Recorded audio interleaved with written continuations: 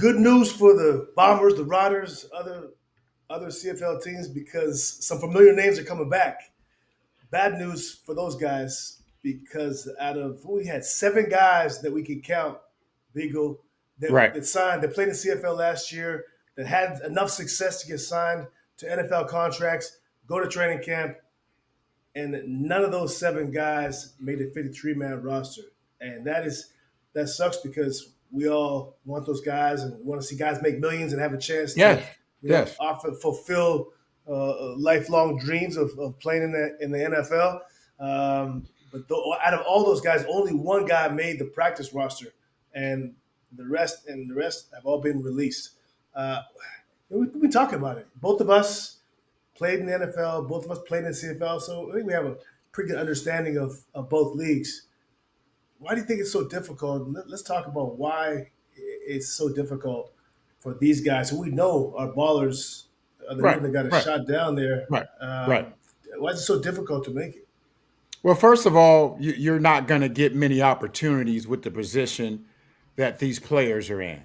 And the position they're in, basically, they're in the same position as a undrafted rookie free agent coming out of college. They're in that same position. And basically 8 to 10% of those guys make it. You're not going to get many opportunities. And the thing you have to do more than anything, you have to make your presence known early. Early in those mini camps, you have to open up some Early, eyes. It's early, early, yes, early, yeah, and then if yeah. you can open up those eyes and continue open up those eyes, you have a chance. But if you think you can do it later on, it's not going to happen. You have to do it early, And definitely. the point of you made that point as we talk, and I think that's a great point because it has us have to happen early because if you go in there and you get pegged as a guy that probably can't play at that level, or you don't have the attention of your position coach or the coordinator, you're not going to get reps. You're not going to you have no shot. Even if you Right. make plays in the preseason games, which some folks think that that's a way, like, oh, he made it, Nope. he had a touchdown in a preseason game, he did it. It doesn't matter. That could be luck, it could be fortune, it could be play call. That doesn't mean you're gonna make the team. That just means that you have to be in the situation. Yeah. You need, and we both said this, you need a position coach or a coordinator to see something in you in the first week, first Yep. few days to be like, this guy can play, or this guy does this well, or this guy we can work with. Once they see that, then they're going to talk to you, they're going to work with you, they're going to give you reps, they're going to all those things. And that's I think that was huge, and we both thought the same thing on that. Yeah, because let's be honest, and I hate to say this, but majority of the guys they're looked at as camp bodies. Let's be honest. I put them in the same boat as those rookie free agents who are most of them are looked at camp bodies. Let's be honest. I don't care the fact that you have played professional football. That means nothing in the NFL. I don't care if you could have put up 2,000 yards receiving, 20 touchdowns. It does not matter to the NFL higher ups. They're looking at you as a camp body. And if you can't come in and make your presence known right away, open up some eyes, your chances of making a team are slim to none, basically. I don't know if I agree with the camp body. What do you mean by camp bodies? I mean, why do you think that? And we know the term camp body; it's used often, but Yep. you, I would describe guys in early because you're a camp body at the end when to your the point we just talked about. Once you've had a few weeks there or a month there, and you have no, you're not getting any reps, you have no shot of making a team, then you're probably a body. But I think at the beginning, they're not signing guys with zero chance of making it. Yes, they have to fill the 100 spots or whatever it is of training camp, but they're signing guys. The scouts, the personnel guys, are signing guys who they think have a shot. Could compete for a job. I think you get into camp body once they've. I think once to what we said a minute ago.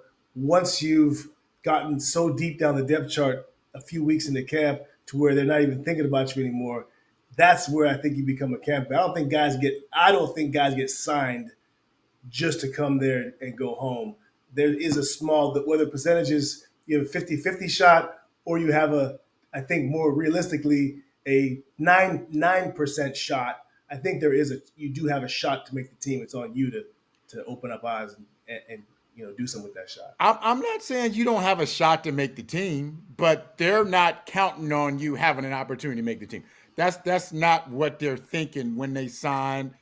And I know it's harsh to say that, but I think that's the truth. They're not counting on these guys to make the team, and if they do, they're like, wow, all right, we found a diamond in the rough. But I don't think they think majority of these guys are going to make the team. Just like a rookie, undrafted rookie free agent coming out of college, they're not counting on these guys to make the team. And if So they can find one or two guys, hooray, yeah. hooray. So let's go to our experiences. Okay. So Hmm. we both came. We were both free agents. You coming out of college, Right. me coming out of the CFL in my second year, and we both made the active roster. We both came in and made the roster. Now, how many guys that were undrafted free agents like we were the year you made it? How many guys do you think made the 53-man roster? I know exactly how many made it. It was me and another guy. It was me and an Wow. offensive lineman. That was it. Wow. That was it. This was 1992, Wow. rookie Bengals training camp. Me and another guy. A couple of other guys made the practice roster, but the other guys who was on the practice roster were draft picks because that's when they had 12 rounds.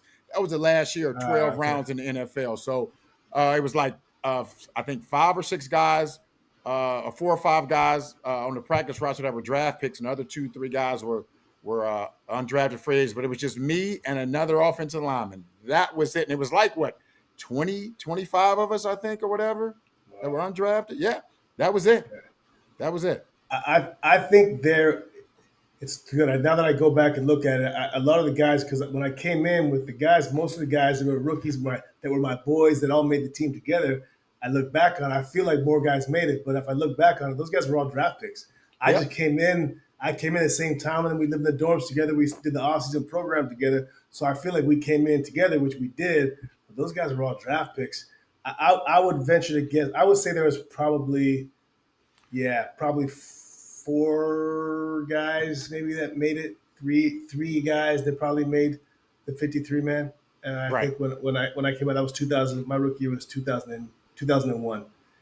Yeah. I mean, look. So yeah, it is tough. But I mean, look, we see guys. When you saw Makai Polk, what he did in Toronto last year, you saw him go down. You thought he had a legit shot. You didn't think he was a camp body, did you? When he went down, I said he's a camp body. I'm just being You think honest so? with you, Chip. Well, Yes. what? So, Yes. but don't be honest with me. I'm Good. asking you, like, what is the what? So, what? Makai Polk's not good enough to be in the NFL? I mean, why is he a camp body? I never said that. I just know the way they look at guys who come from the CFL. And unless you're a quarterback, and when was the last time a quarterback went from the CFL to the NFL? It's been some years since that happened. But other than that, It's been you Henry. got to It's go. been You got Ricky. you got to It's been Ricky Ray. It's been. You're right. It was back in the day. There's lots used to Garcia, Ricky right, Ray, Henry, my right, teammate Dave right, Dickinson, who came right. the same year as me to San. There you go. You know what? I said that only a couple guys made it. Dave Dickinson and me were both free agents from the CFL, and we both made. So he made the same year as I did. There's two right there. Both. Right. Obviously, you guys listening to our show know who Dave is, but Dave made the team as well.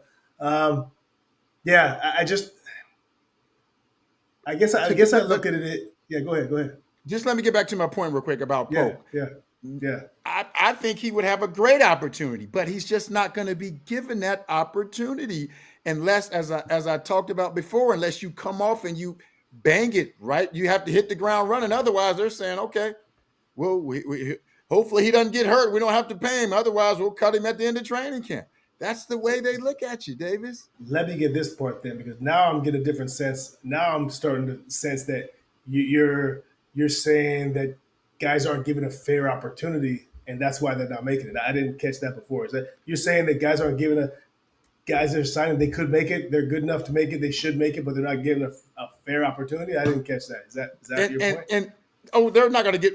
When I say fair, I mean that if they don't come out the gate hitting it hard, they're not going to get many more opportunities after that. Whereas a guy who's drafted, especially a guy, in the first or fourth round, they're getting plenty of opportunities. They could mess up as much as You they can't compare those possibly guys. could. But First I'm just four, that. first Well, that's four what I'm round, saying. first. When I Okay, well let's tell everyone there then. So we know okay, that first 4 rounds are untouchable. So right, five, now there's 7 rounds.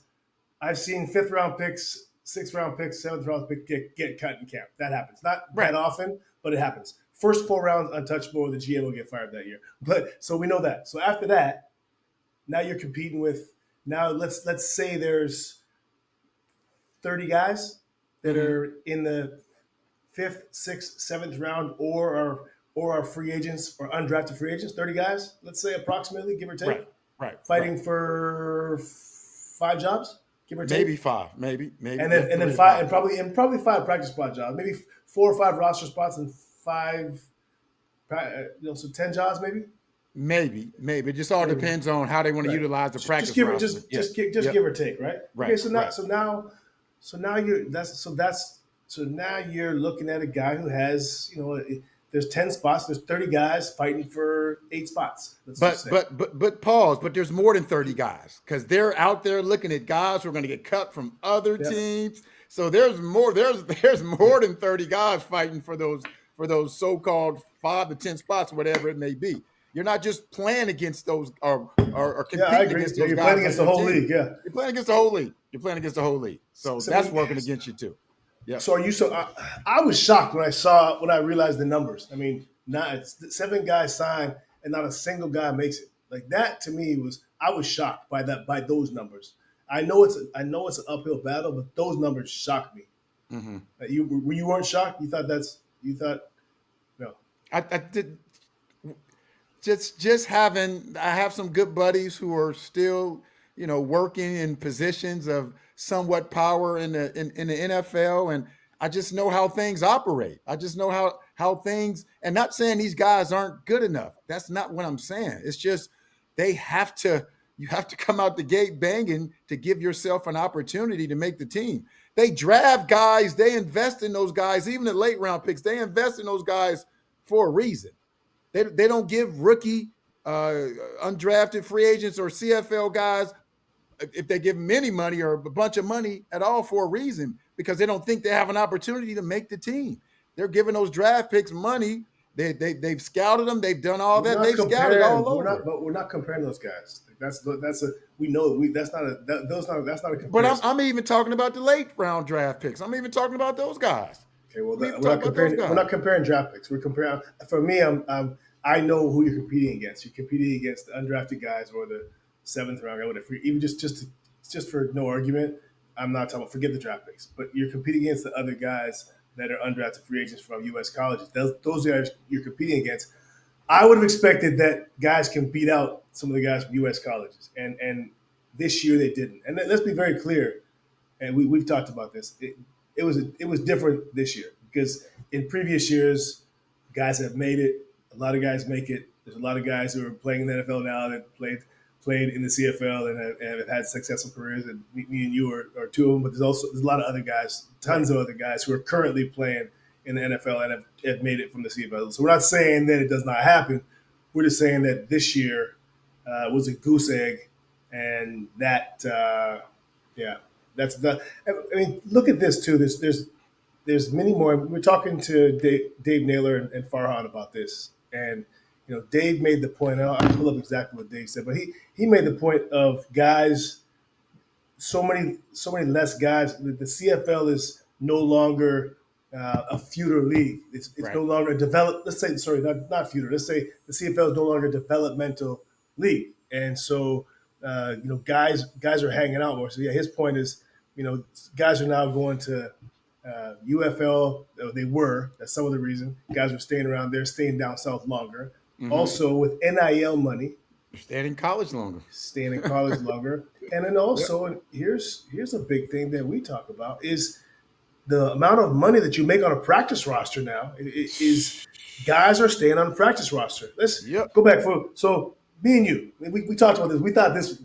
We both talked about. I found this quite amusing that my 2 years in the NFL, and I played that every game.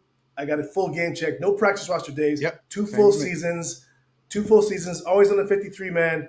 And the next 2 seasons after that, back in the CFL, I made more money those 2 years in the CFL than I did 2 years of full Yep. active roster NFL. And you Yep. said the same thing? Yep, exact same thing. Especially with me in 1992, the minimum Right. salary in the NFL then, I won't say what it was, but definitely. Yep. So that's also a change. Now, so we made more in 2 years in the CFL, let's say, yours was three, in the CFL than the next 3 years or the next 2 years in the NFL or in the CFL, vice versa. Nowadays, a guy can wait around with the exchange rate Yep. and with how much NFL salaries are.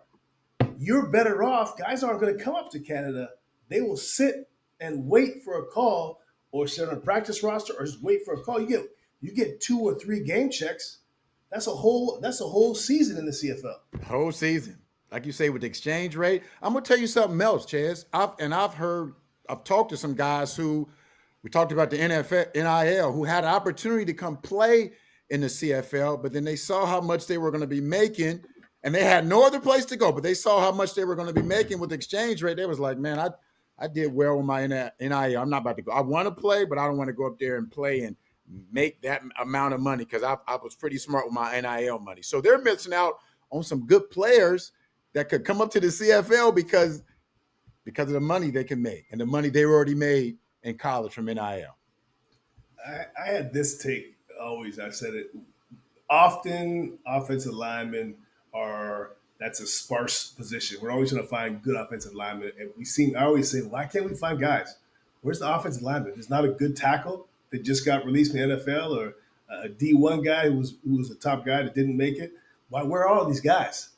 And you know how I don't know if we've talked about it, but one of the reasons I say this to come up and play for the amount of money that some guys. Now it's different in a Stanley Bryan or a guy who's been around a long time and have Right, earned right, big money. But your right. first year in the CFL, regardless of who you are, your first year, you're not going to make a ton. And even a really good tackle, he might make.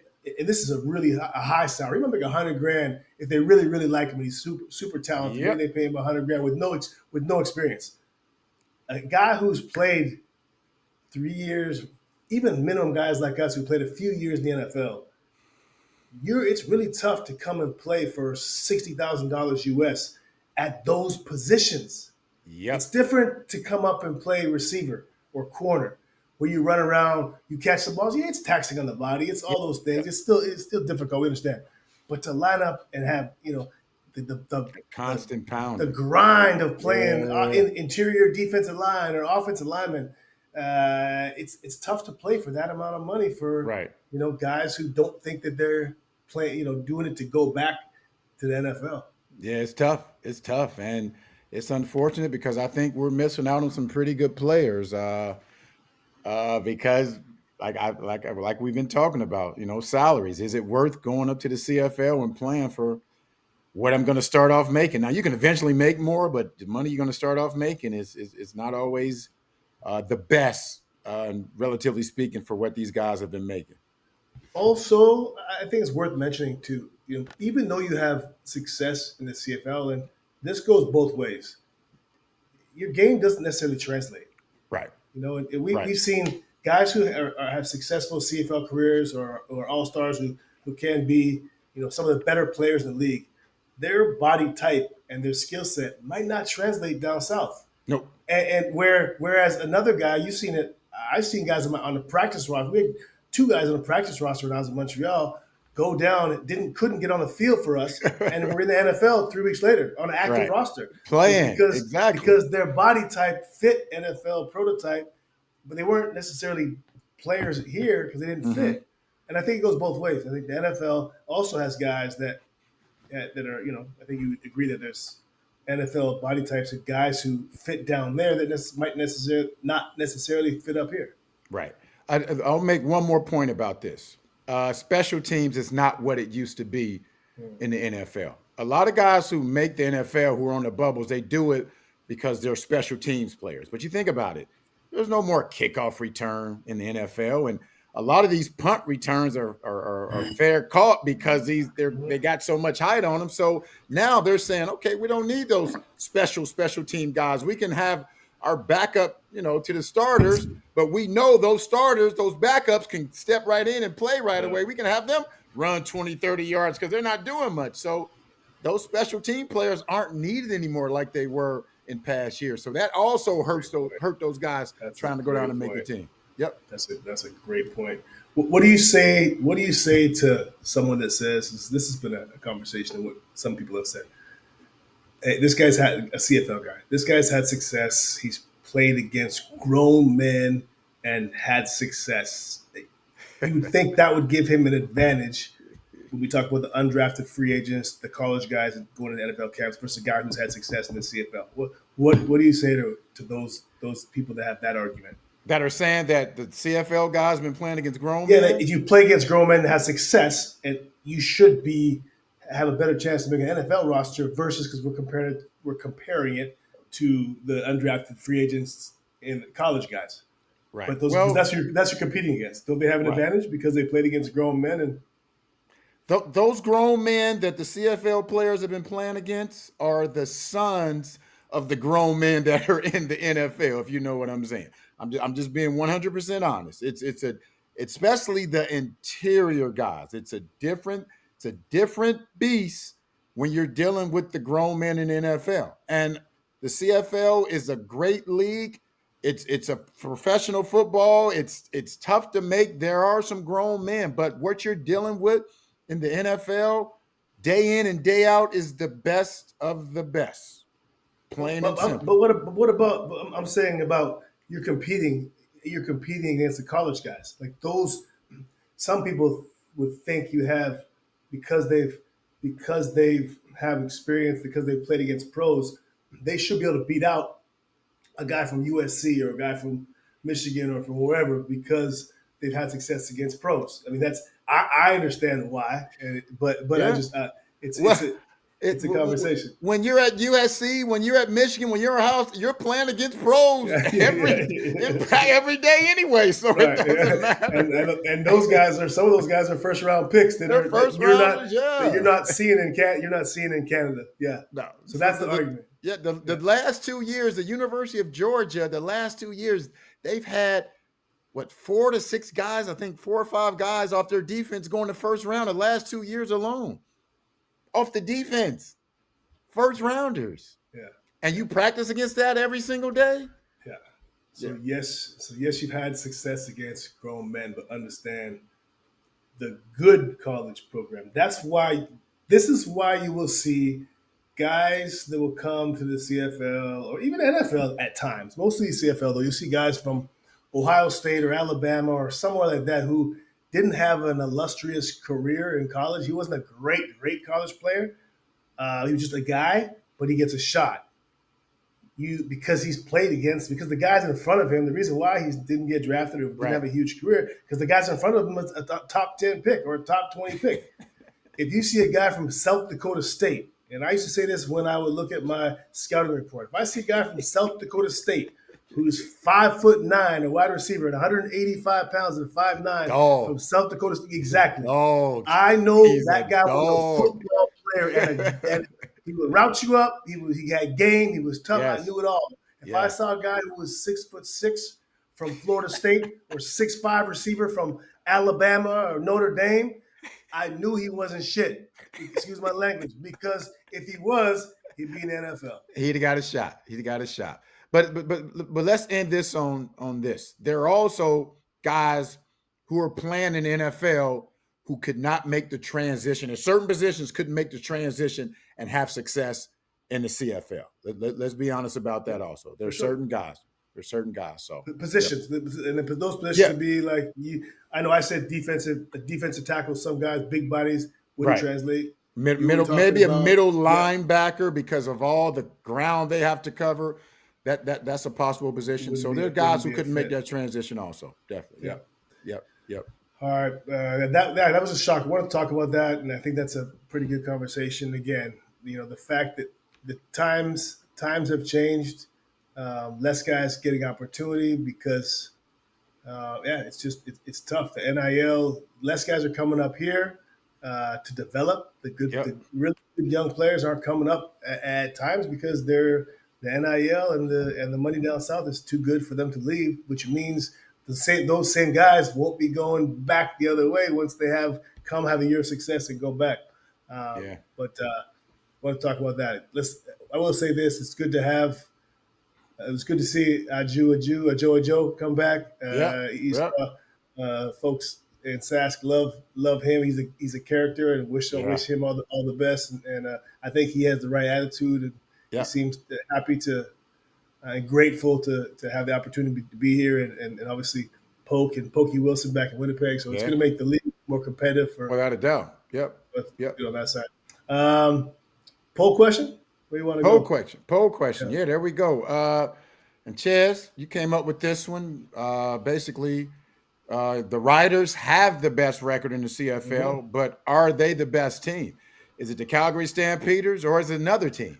Pull it up. Let's see. Pull up what we got on this one. I don't Yep. think I'll be too shocked here. Yeah. Probably the Calgary Stampeders, I would Let's see. imagine. Yeah, I don't care what the standings say. 3 weeks ago, I thought the Riders were the best team in the CFL, and after this week, I think the Calgary Stampeders are. I mean, the Calgary Stampeders, they put it on. They put it on Edmonton. They didn't score. Edmonton didn't score offensive touchdown, did they? No, Nope. Nope. they put it on them, Yep. and the Riders won, but they had their hands full of Winnipeg. So I mean, Yep. had Calgary, in my opinion, I think. Would you agree they're the best team in the CFL right now, Oh, regardless of the standings? I thought that after they beat Saskatchewan for the second time, the fact that they've beaten Saskatchewan twice, Winnipeg three times, and as you mentioned, they put it on Edmonton, and they put it on Edmonton and VA, and he said this himself. He played bad. He didn't play Mm-hmm. well at all. But they have so many other weapons on that team. The Mills and the defense, and then you got Brooks for return. So they just showed you that even if our star player, even if our possible MOP is not playing well, we still can bring it, Yeah, baby, because we're good in other facets of the game. So that was impressive to see. But Saskatchewan's not far behind. They they, yeah. they, they, they creeped up a little bit more, but Calgary Stampeders is still the best team. How many teams in the West right now would you say would be the best team in the East? Six out of the five. Six out of the five. Six. Six. uh, uh, shucks. Four, four, four. Saskatchewan. All but Uh, Edmonton. All but Edmonton. All but Yeah, Edmonton is yeah, better than every team in the East. yeah. I mean, BC's no, BC's better than every team in the East. better. Yeah. Hamilton has lost 3 games in a row.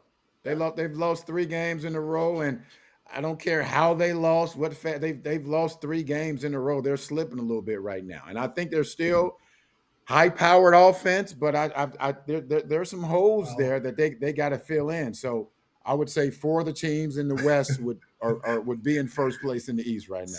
Six teams. Six 6 out of 5. Six. Bill Belichick. Surprised. Actually, no. Let's go to Riders kicking Riders while kicker, we're yeah, talking yep, yep, Riders here. yep, yep. What? Gosh, it's so But difficult. but you know what? It's sad that we're talking about Riders kicking when this team is 9-2. But if you listen to the fans, you listen to the media in Saskatchewan, that's what they're concerned with now because they know that could come back and bite them. And some people are saying they need to be proactive. They need to make a move now and not wait until they have to make a move because Brett Lawler hasn't cost them yet. And first of all, let me say congratulations. If I'm correct, he just brought Yeah, him and his wife just brought a human being, beautiful human being into his world. So congratulations. But yeah. maybe they do need to be proactive. Do they need to make a move? They have a guy there. I think his name is Campbell Fair or whatever, who's been in some training camps with some other teams. So I mean, when you're struggling like Brett Lawler, you have to do something. You have to do something. I and look, I'm probably biased here. I like Brett Lawler. He especially he's a vet. He handles. If you listen to him talk, which we Yes, heard him. He handles it the professional. right way. He Yes, handles it like a yes, pro. He, yes. he he takes it, and a guy like that, who I think his teammates respect him and probably want him to succeed. I don't release him. I do bring in competition and let them kick it out, Mm-hmm. and then and look, even if I have to, yeah, I'm not going to talk about his money. I don't care about that right now. Let's just say I bring another guy in. To your point, whoever's there, I let those guys kick it out of practice. May the best man win. If the other guy wins the job, I keep Brett there on the roster. I let the other guy kick. If the other guy has success continuously, then he's the guy. Um, but if the other guy falters, I go back to my vet. The guy's done it for me. The guy that the teammates still respect and love. And I don't. If he's a good locker room guy, I think which he seems to be, he'll be ready when his time is called. And if he wins the job in practice and gets back in the swing of things, I think that's how I would do it. I would make it a competition. Every good athlete, anyone that's a gamer and truly wants to compete, isn't afraid of that anyway. Let Right. them compete, and then may the best man win. But I'm with you. And at this point, I don't even know if it's proactive. I think it's at that time. I mean, he's missed enough kicks to now it's been it's been long enough. We had a big enough sample size to know that Right. he's struggling. And again, I would keep him around because he seems like a good locker room guy, and Yes. also Yes. he's had Yes. he has the talent. Um, and I would adjust. I would adjust that way. The thing you don't want to happen as a coach is you let him go out there again and he costs you a game that may not allow you to win the West or something. And that's when the fans and the media are going to say, why didn't you make a move? You saw him struggling and you kept marching him out there. You have somebody there. Like I said, they Yeah, have the Campbell Fair guy there, but you kept marching him out there. And now it cost us a game that's not going to allow us to win the West or certain, that's what you don't want to happen as a coach. I mean, I'm not saying yeah, no, that's no, the no, case, but yeah, that would be the worst case scenario yeah, because like agree, I said, it hadn't cost him yet. He hadn't yeah. cost him yet. Not yet. Yep. Last one here. We had let's just mention Belichick here. Yeah. We have to. He came out, got mollywopped the first game. Molly Wops. Are you surprised? Are you surprised by the result? Not surprised. I mean, Bill Belichick, don't get me wrong, he's had a bunch of success. He's probably considered the Sure. greatest professional football coach ever. He had a bunch of success, but he overhauled his entire roster. There are 70 new players on his UNC roster. I think it's 40, Yeah. 40 Yeah. guys from the portal and 30 freshmen. You're Yeah. not you're not going to win. And I Yeah. think he thought because I'm Bill Belichick and I had success, my system works. He thought he could step on the field and that was going to happen. But Bill Belichick hadn't had success since Tom Brady left. That Yeah. shows that yes, I'm not taking anything away from him, but coaches don't make great coaches. Great players make great coaches. Let's be honest. A coach can come in scheme wise and make a difference, but it's players that make great coaches. What would it take for you to coach, Bill? It would be all Milt Stegals. That's the only way I'm coaching. If I'm coaching all Milt Stegals, I know what I'm getting out of Milt Stegall. That's the only way I coach, and I say that because that's it. I've been around enough players to know I would never want to coach some of So those guys I played with. so you Yep. would so you would coach. The only caveat is The only you would caveat coach. is The only caveat you would coach, but the only caveat is you have to have all Milt Steagles on your roster. that's it. That's the only way I would coach. I know what I'm getting. I know You're what I'm getting out of Milt Stegall every single you're day. you are absolute beauty. You know what? I had some arguments with some guys about Belichick. They were there. Or I can't remember who it was. Someone at work, but their argument was that Belichick's going to do a great job recruiting because everyone's dad or son they want to play for the legend Bill Belichick, and I said BS, and here's why. And we agree because we already talked about this. Is that if you're if you get an offer, let's use Ohio State. Let's use Oregon for example, just because it's my alma Mhm. mater. Okay, you get an offer from Oregon. Actually, no, Ohio State's a better example. I'm sorry, Oregon. You get an offer from Ohio State. You get an offer from North Carolina. Same amount of money. They get same NIL, same everything. And the thing they're trying to push to North Carolina is, yeah, but Bill Belichick gets you to the NFL. He's had success there. He knows the league. He knows the people.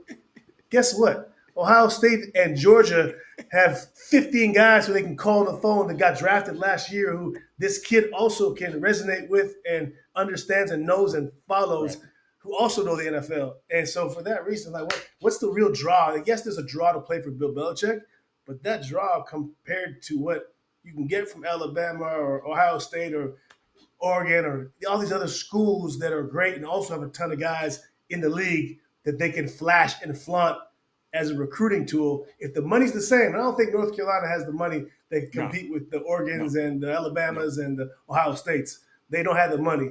no. If they had more money, maybe, but if they're playing, if it's dollar for dollar, guys are going to go to the school with the players that have recently played more than a coach that their dad loves. Right. Arguably the greatest coach in college football history, Nick Saban. The way he used to sell his program, he would go in, he would have his rings on, basically saying, national championship, you have an opportunity. Then he would also show how many guys he's put in the NFL year in and year out.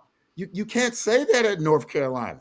You can't say that where I went to school at Miami of Ohio. You can't say those things. So these top recruits are not sold by Bill Belichick. Bill Belichick was a great NFL coach. These guys are going to college trying to get to the NFL. And if you're trying to get to the NFL, you want to go to the schools that are putting guys into the NFL year in and year out. And North Carolina, they're just not doing that on a consistent basis. Maybe they will be doing that in years, to come down the road. I don't know how long Bill Belichick is going to be coaching, but they haven't done that. They just haven't done that. I'll miss you guys next week. Have fun. Have fun in Edmonton, Beagle. And that's it for us this week. Thank you.